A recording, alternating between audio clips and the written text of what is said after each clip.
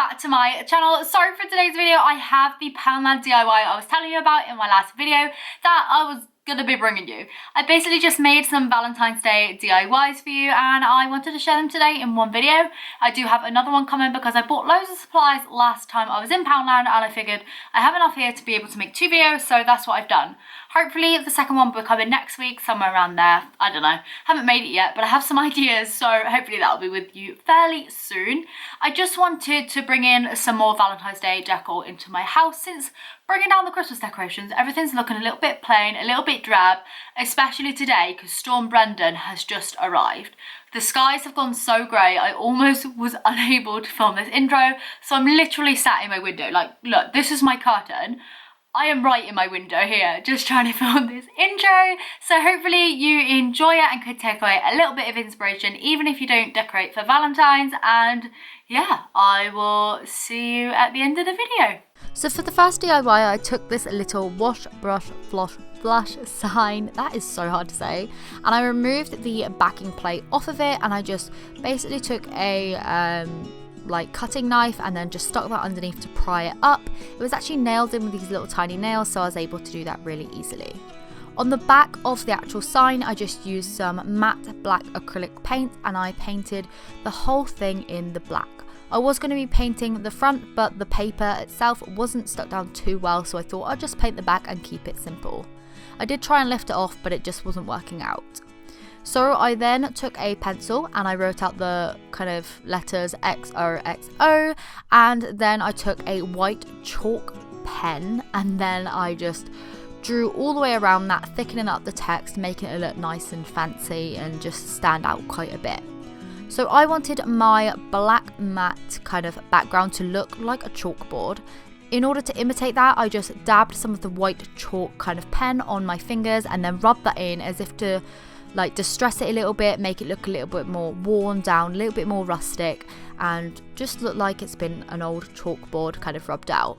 I then painted on some little red hearts down the bottom using a red chalk pen. I decided I hated that and then covered it over in a white.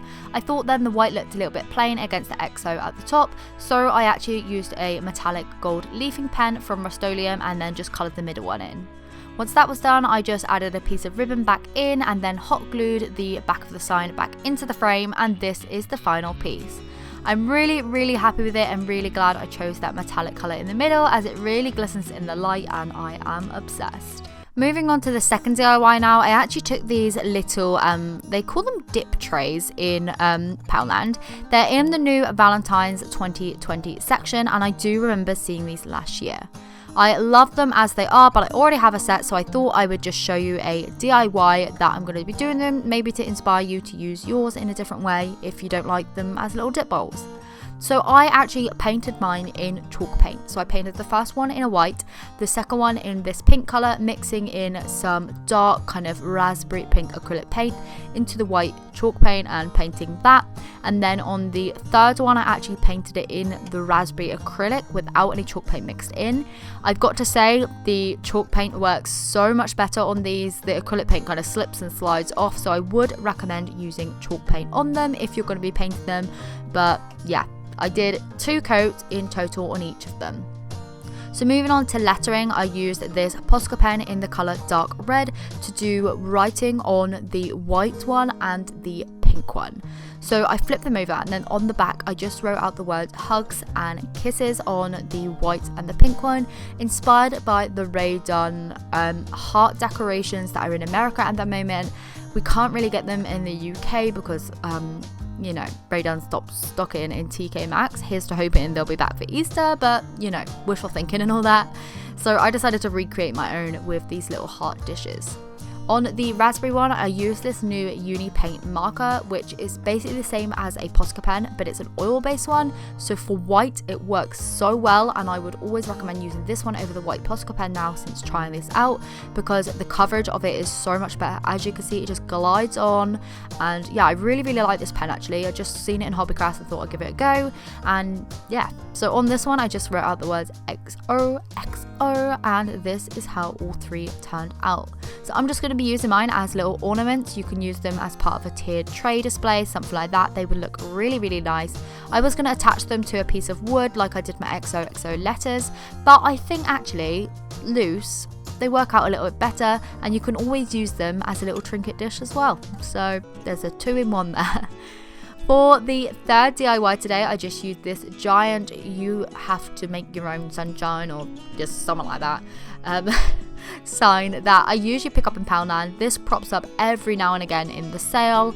Sometimes it goes back to full price. They just kind of recycle it in their ranges, so be sure to check this out when this is in the sale. I managed to pick it up for 25p this time, so was really happy with that. What I did was painted it all in the same chalk paint that I used on those little heart dishes. That is the Rust-Oleum chalky finished furniture paint. Always recommend using this. Not an ad, not gifted. Bought it with their own money from a local supplier. They seem to be cheaper than like own brands in my local store. That's why I always end up buying Rust-Oleum. But I really, really like this one over more expensive ones. So I did 2 coats on the plaque in total to cover the black and the yellow. Both very hard, you know, colours to cover, but it covered really well with 2 coats. I then took a black Posca pen and a ruler and just did some lines down it, making them nice and thick, and then I just dabbed some lines on to kind of imitate a wood-like effect and rubbing it in with my fingers to make it nice and rusticy. I then took a sanding block just to sand black some of that, just to make it look, again, a little bit more wood-like. And in order to give it a little bit more texture, I just dry brushed some brown acrylic paint on the edges and all throughout it, again, to make it look a little bit more rustic, a little bit more country, cottage, farmhousey, like the style that I like. So you can obviously skip this step if you don't like that, but yeah, I'm just showing you what I did. It just kind of dry brushed it all over. When dry brushing, you do want to make sure that obviously your brush is as dry as possible, and you have the minimal amount of paint, because remember, you can add but you can't really take away that easy. So yeah, better to build up than not at all. Moving on, I took some of these fat quarters from Poundland and I took the cardboard insert out and just made a little heart template by drawing on with a Sharpie and then just cutting around. I then used this template just to draw around with a biro, just to make sure I had that heart shape down on my fabrics, and I used a cream and a white, which were both again from Poundland. They came in the wedding section, by the way. I then made sure to mark out a little gap, and then I just sewed around, ignoring that little gap there, just to make sure I had a little section to stitch around. If you want a full tutorial on how to make these hearts, then do refer back to my heart garland that I posted recently. I did a full kind of in-depth tutorial, and I'll leave the link to that down in the description down below so you can check it out if you haven't already. Once I had all 4 hearts done, I did 2 in the cream and 2 in the white. I just took some hot glue and hot glued them onto the board that I made earlier. I did the white, then cream, and then white, so they kind of alternated. I then printed out the word love on a piece of card. This is in the size 80, and I used the font Another typewriter from dafont.com. I then took the same dry brush that I used on the backing board and then just dry brushed over that, and then cut out each letter into like its own little square tile. Using some hot glue, I just hot glued each of those onto the hearts. I was going to be using a stamp with a bit of ink on, but to be honest, this worked out absolutely fine, and I kind of like the rusticness of them sitting on top. So this is what the piece has turned out like. I think it's nice and simple. It's just nice and effective. I like the combination of like the faux wood and the fabric. Just the contrast of that sits really nicely, and the neutrals work really well in my living room. So hopefully you have enjoyed today's video. Let me know which one of them was your favourite, whether it was the little heart, it was the XOXO sign, or the love kind of heart, padded heart board thingy.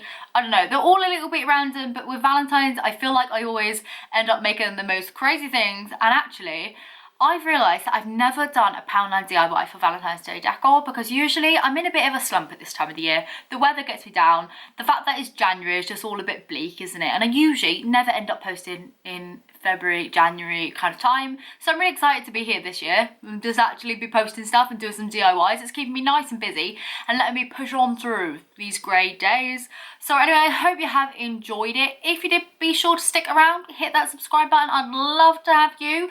And yeah, I'll see you in my next one. Bye.